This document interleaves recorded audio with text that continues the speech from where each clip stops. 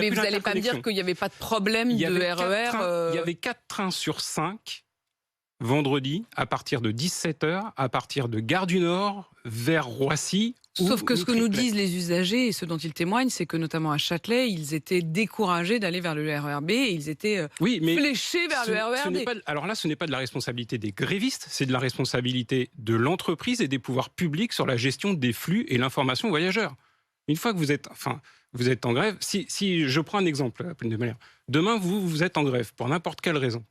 Alors, vous n'êtes pas tributaire des choix de votre employeur sur l'organisation de votre émission. Non, mais vous ne pouvez pas vous défausser. Il y a quand même un moment, moi j'ai du mal à comprendre que vous ne tiriez pas un peu les leçons en vous disant, bon, allez, attendez, au moins on attend un peu, qu'on ne va pas recommencer dès ce vendredi, après ce qui s'est passé samedi. Enfin, ça vous a laissé indifférent ?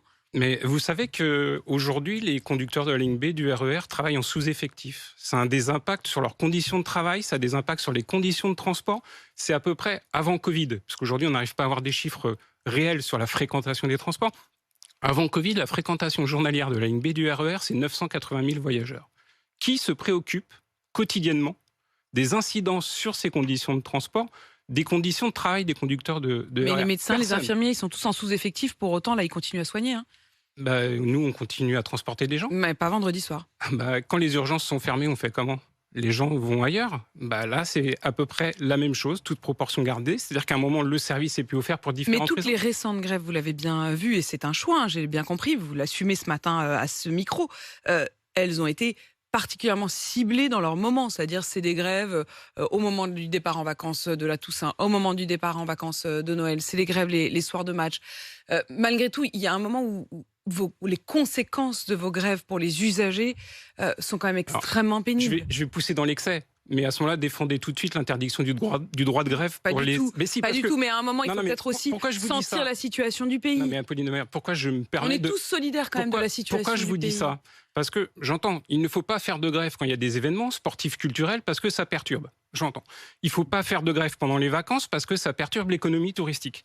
Il ne faut pas faire de grève du lundi au vendredi parce que ça emmerde les gens qui vont travailler. Donc en fait, il n'y a plus l'autorisation du droit de grève.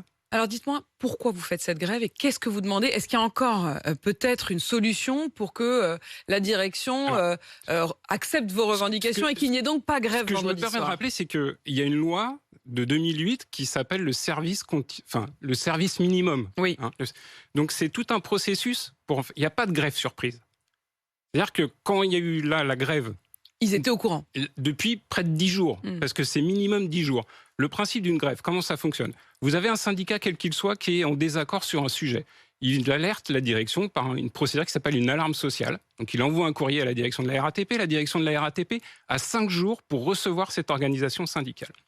À partir de là, vous avez un constat d'accord, tout va bien.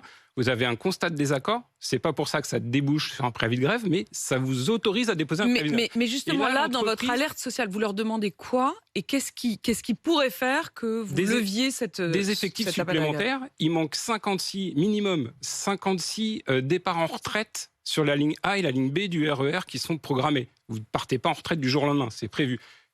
Pour l'instant, ces sous-effectifs ne sont pas compensés. Vous avez eu des NAO qui tournent autour de 0, alors que nous sommes dans une période inflationniste à plus de 5%. Sauf que là, il n'y a pas que le choix de la direction de l'entreprise, il y a aussi le choix de Bercy, parce que je me permets de rappeler que la RATP est une entreprise publique, détenue à 100% par l'État, et c'est que c'est Bercy, par l'agence des participations de l'État, qui débloque ou débloque les situations conflictuelles.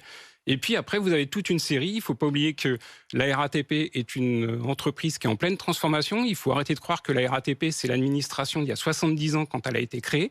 C'est peut-être une entreprise publique, mais c'est une entreprise qui est gérée de façon privée en vue de l'ouverture à la concurrence avec un syndrome. Donc ils savent. France Télécom qui peut arriver au regard des risques psychosociaux. Ce que vous voulez dire, c'est que vous êtes en tension